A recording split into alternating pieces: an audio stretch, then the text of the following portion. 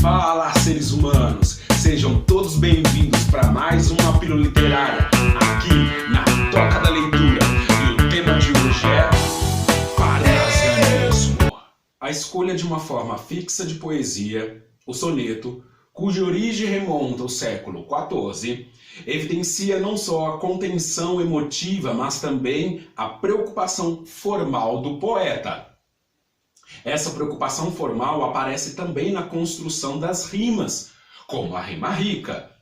Tudo de acordo com a teoria clássica de versificação. Esses aspectos, opostos ao subjetivismo, espiritualismo e à liberdade de expressão romântica, revelam de uma maneira a escrita da poesia, o estilo denominado parnasianismo.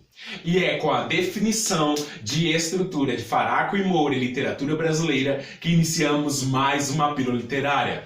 Seres humanos, é um prazer inigualável, inestimável, intangível, mentalmente transmissível estar com todos vocês. Importante compreender que a literatura brasileira vai dividir duas frentes em prosa e poesia, e dessas frentes também as escolas literárias. Se na prosa você tem realismo e naturalismo, na poesia você tem parnasianismo e simbolismo. Este vídeo então tratará do contexto histórico e das características gerais e artísticas do movimento literário denominado parnasianismo, surgido então no século XIX como uma síntese do romantismo e da tradição medieval essa entendida pelo trovadorismo, humanismo e classicismo.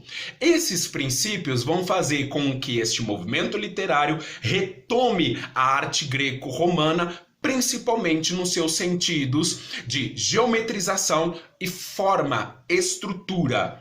É aí que reside também o sentido de seu nome. Primeiramente, de três produções feitas na França, Le Parnasse Contemporain e o Monte Parnaso na Grécia.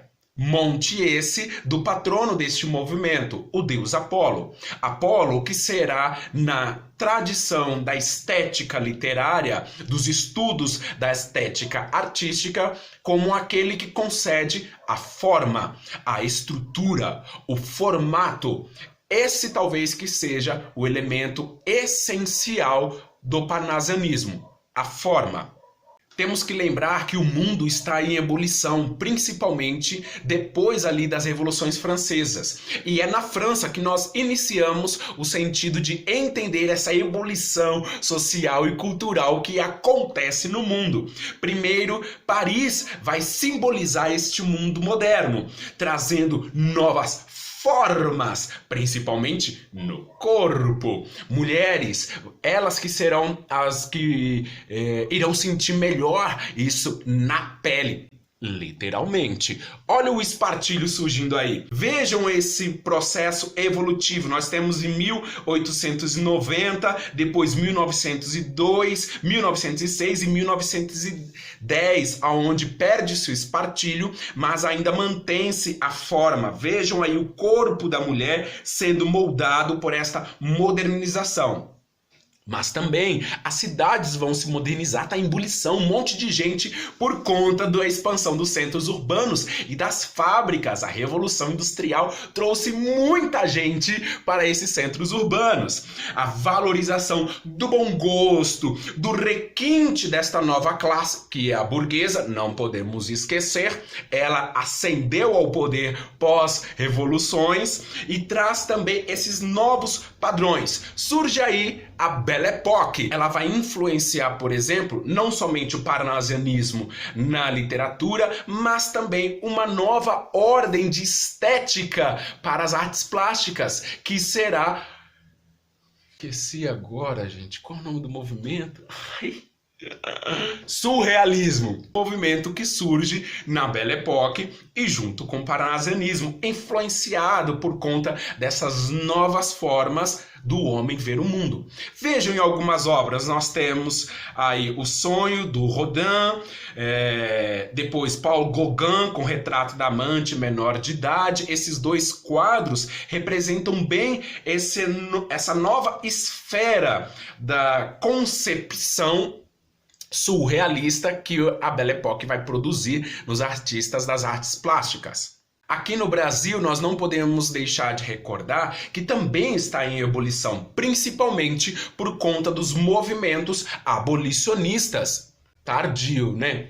Concordo. Além disso, será nesse período também que vai ser consolidada e construída no seu sentido de pensamento ideológico e estrutural, a Academia Brasileira de Letras. Veja aí os componentes. Nós temos várias pessoas, entre ele ao Machadão aí sentado à frente. Primeiro, próximo a essa coluna, você tem o Aloysio Azevedo, Machado de Assis. Ali atrás tem os autores parnasianos, os autores simbolistas, alguns do movimento romântico.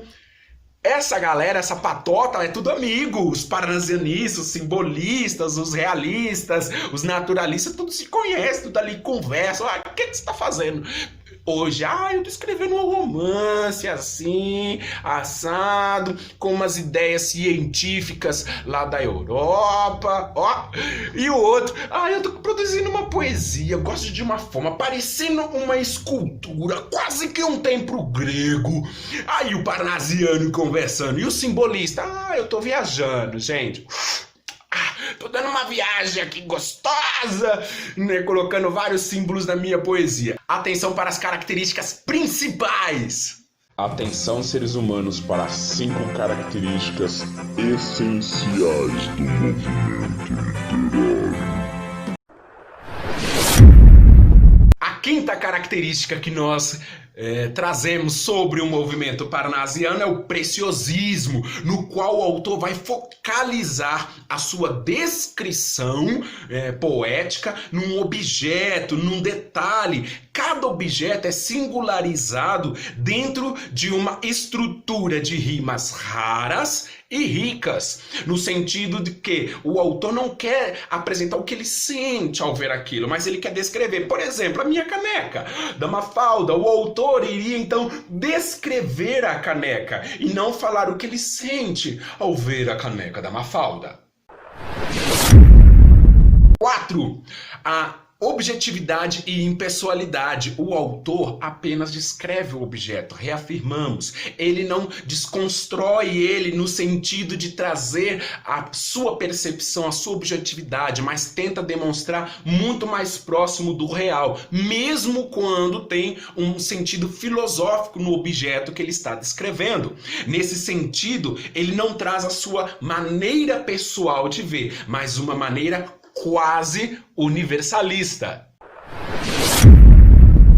Terceiro item, a arte pela arte. Esta característica talvez seja a mais controversa de todas, porque para o autor parnasianista, não é preciso você explicar o seu poema, não é preciso ele demonstrar por que aquilo é uma arte. O poema em si é uma arte só, é uma estrutura bem construída, com rimas bem colocadas, com palavras preciosas e bem encaixadas. O poema é uma arte. Quem não pegar isso não entende o poema ou não entende da produção poética.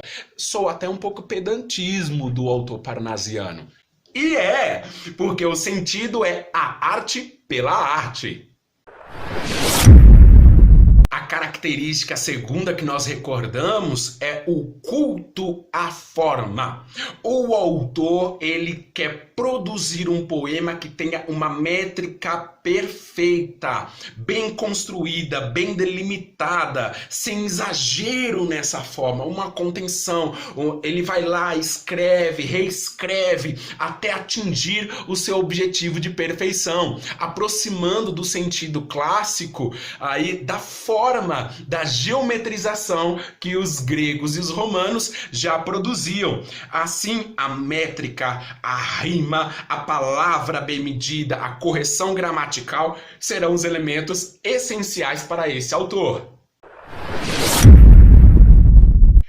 A primeira característica, então, é a estética, a forma.